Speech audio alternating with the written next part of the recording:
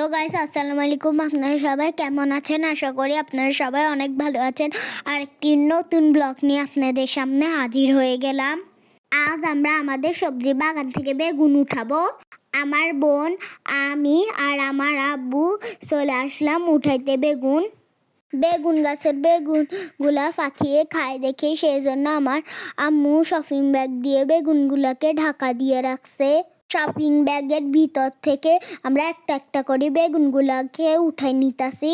আমার আব্বু বেগুনগুলাকে উঠাইতাছে আর আমার বোন আর আমি আমরা সাহায্য করতেছি।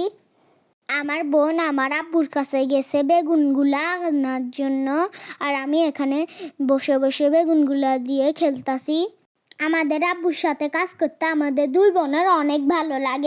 আমার আব্বু বাড়িতে কোনো কাজ করতে গেলে আমাদের দুই বোনকে ডাকি নেই। দেখুন বন্ধুরা, মাশাআল্লাহ দিলে আমাদের বেগুনগুলো অনেক লম্বা।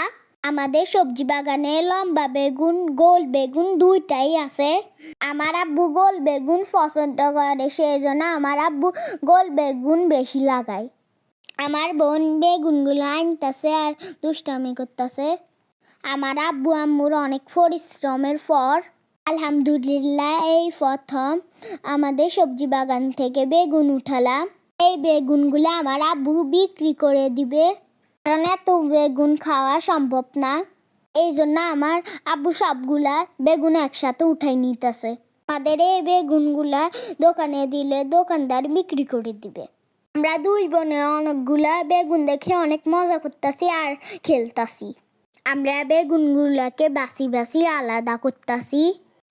আমার আব্বু প্রতি বছর আরো অনেক বেগুন চাষ করত। বিক্রি করার সময় অতটা দাম পাওয়া যায় না, এই জন্য আমার আব্বু এই বছর অনেক কম সবজি চাষাবাদ করছে। আমার আব্বু বেগুনগুলাকে কাটি দিতেছে, আমার বোন আমার কাছে নিয়ে আসতেছে। আমার আব্বুর বেগুন কাটা শেষ, তারপরে আমার বোন বাছি বাছি বেগুনগুলা আলাদা করতেছে। লম্বাগুলা গোলগুলা সবগুলা আলাদা করে রাখতেছে। কিছু কিছু বেগুন ছিল ফোকা ধরা, এজন্য আমার বোন ভাসি ওই বেগুনগুলাকে নিয়ে নিতেছে, কারণ দোকানে বিক্রি করতে হলে ভালো বেগুনগুলাকে দিতে হয়। দুই একটা যদি পচা থাকে তাহলে ভালোগুলা মানুষ কিনতে চায় না, মানুষ ভাবে বেগুনগুলা নষ্ট। এজন্য আমার আম্মু ফোকে ধরাগুলা আমার আম্মু রাখি দিতেছে। সবজি চাষ করতে আসলে অনেক কষ্ট হয়। যারা চাষাবাদ করে তাদের কষ্ট হলেও তারা সবজি চাষ করে। আমার আব্বু আম্মু সবজি চাষ করতে পছন্দ করে, সেই জন্য করে। কারণ নিজে যদি চাষাবাদ করে তাহলে তাজা তাজা সবজি খাওয়া যায়। আজকের ভিডিওতে এই পর্যন্ত। আল্লাহ হাফেজ, সবাই ভালো থাকবেন।